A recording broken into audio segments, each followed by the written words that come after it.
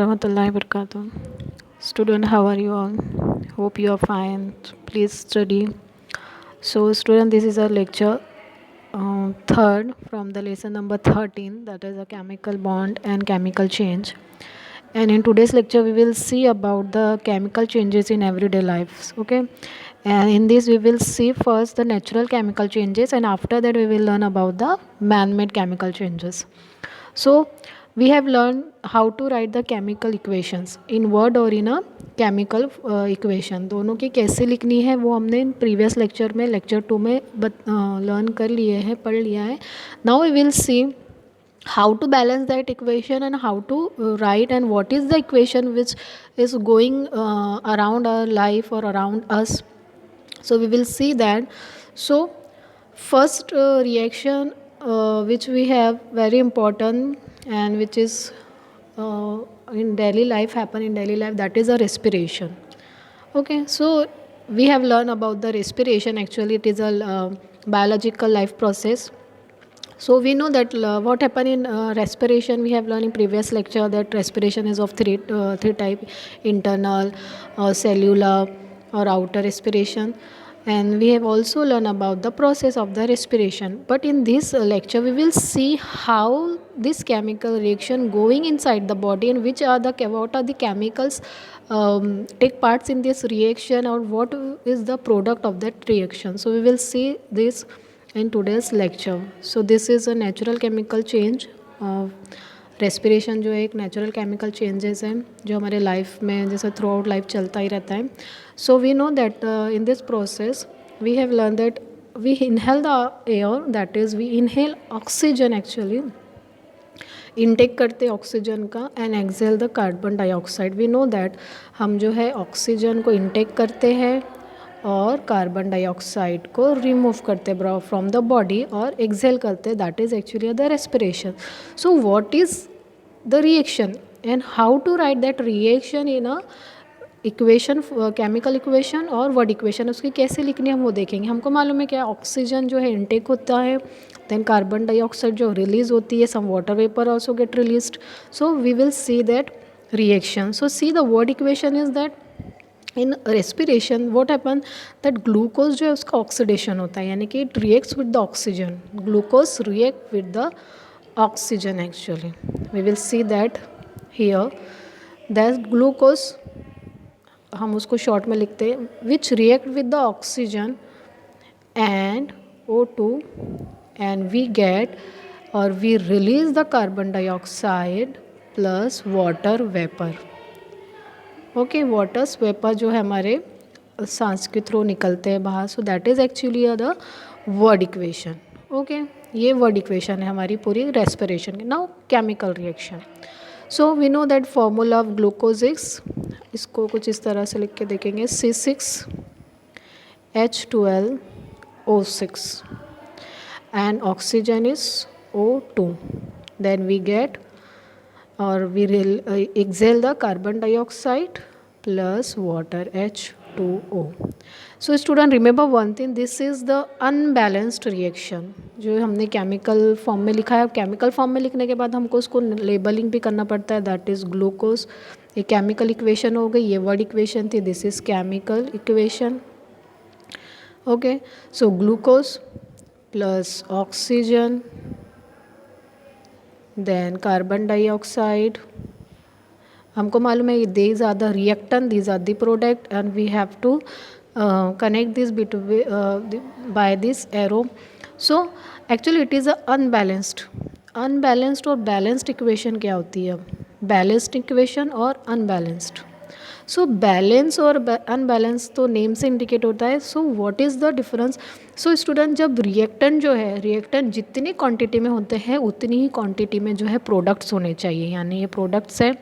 और जितने रिएक्टेंट्स है, यानी कि अगर से suppose there is a 6 carbon, carbon is 6 in number, C6 है ना. अब इसके अलावा कोई कार्बन दिख रहा है कि हमको यहाँ पर, no, there is no carbon in the reactant, only 1 carbon is there which is of glucose carbon. So carbon number is 6. But C in products there is a carbon, no more carbon, and which is only 1 in number, सिर्फ एक carbon है वहाँ पर, बाकी O2 का CO2 में एक ही carbon आ रहा है। सो अगर से रिएक्शन इस तरह से लिखी जाती है यहाँ पर, तो ये होंगी अनबैलेंस रिएक्शन, जो कि कम्प्लीटली रॉन्ग है।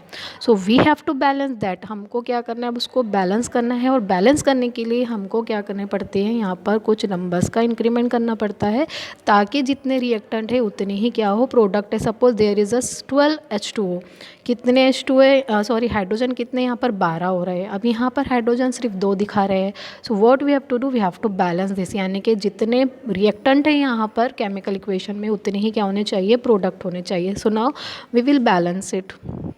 So what we have to do, अब हमने केमिकल रिएक्शन देख ली है, उसकी वर्ड इक्वेशन देख ली है, ये वाली वर्ड इक्वेशन थी, और हमने इसका केमिकल इक्वेशन देखा है।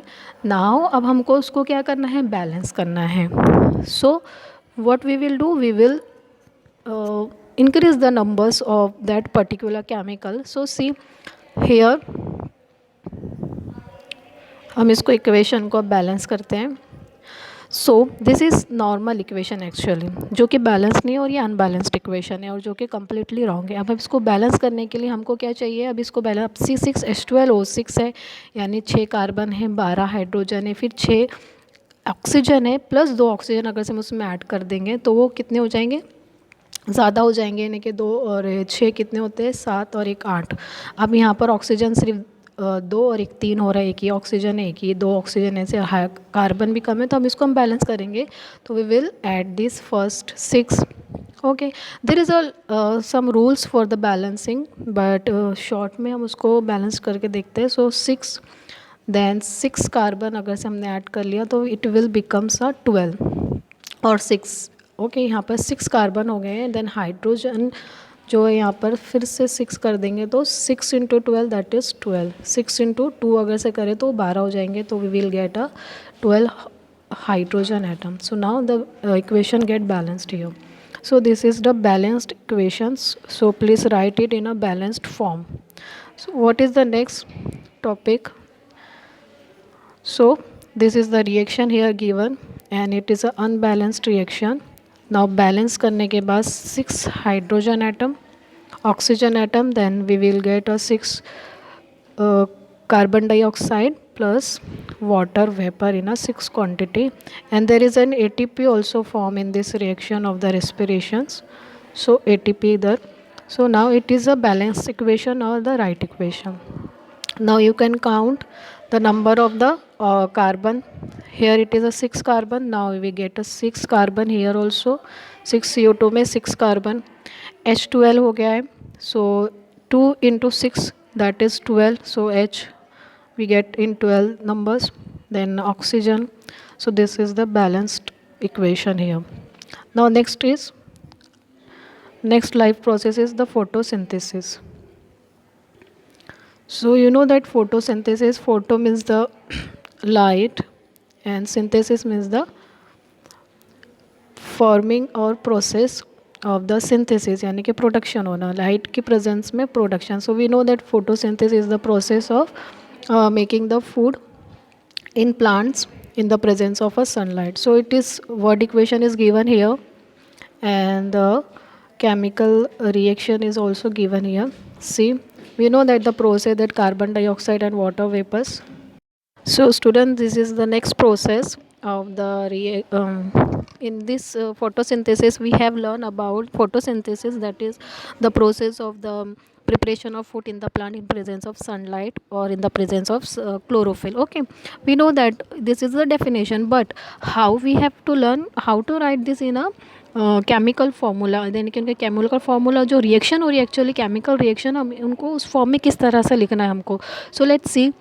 We know that what happen actually in photosynthesis, that carbon dioxide the plant get from the surrounding or from the humans or the animals which we release. So they get that carbon dioxide and they get the water from the soil through the roots, and in presence of sunlight these two material or these two chemical react with each other and they form a product, that is a glucose, or they release the oxygen, plant release the oxygen. Okay, that is the process of the happen in a plants only, photosynthesis.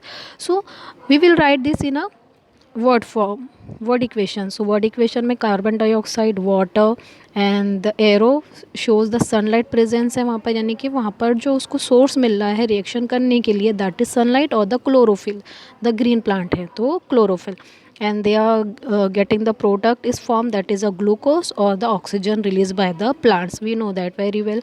Now how to write this equation in a chemical form? So we know that chemical formula of carbon dioxide, CO2. Okay, we know the formula of water is well H2O. Now arrow, यहाँ पर sunlight, ठीक है, और chlorophyll, ठीक है, chlorophyll आएगा यहाँ पर CHLO, chlorophyll. Now the glucose is form. Now we have learn the formula of the glucose, C6H12O6 plus O2 is released. और रिलीज जब होती है और गैसेस, तो उसको अप एरो में जो है ऐसा शो कर किया जाता है, ऐसा अप एरो दिखा के, तो ऑक्सीजन इज़ रिलीज्ड, वो हम यूज़ करते हैं. Now this equation is also unbalanced equation. कैसी है इक्वेशन? अनबैलेंस्ड है. अब हमको इसको क्या करना है? बैलेंस्ड करना है. So we will balanced it. See here, carbon कितना है यहाँ पर? एक ही कार्बन है. सो यहाँ पर कितने कार्बन हो जा रहे हैं? यहाँ पर हो रहे हैं टोटल 6 कार्बन. ओ कितना है यहाँ पर? 1 2 3, तीन हो रहे हैं. यहाँ पर कितने हो रहे हैं? 2 2 4, 2 और 3 ही हो रहे हैं. ओके, वो बैलेंस्ड है. Now we have to balance it. So it is also simple like which we have balanced in reaction of the respiration.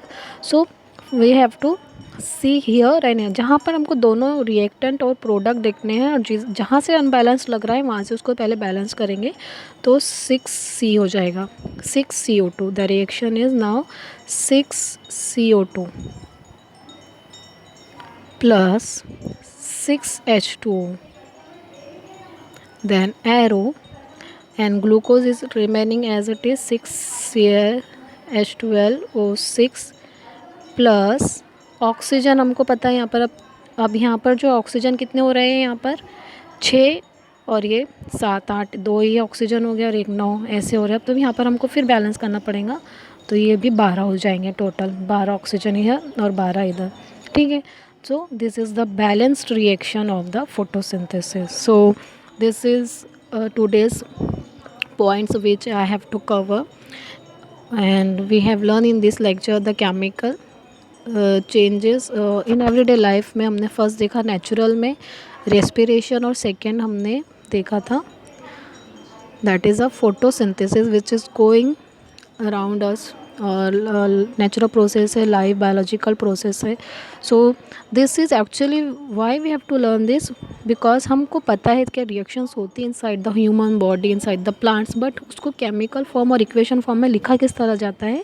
So they are explaining that how to write this, and we have learned the method of the writing. Okay, so this is today's lecture complete here. We will see next point in the next lecture. So good luck and Allah Hafiz, keep study.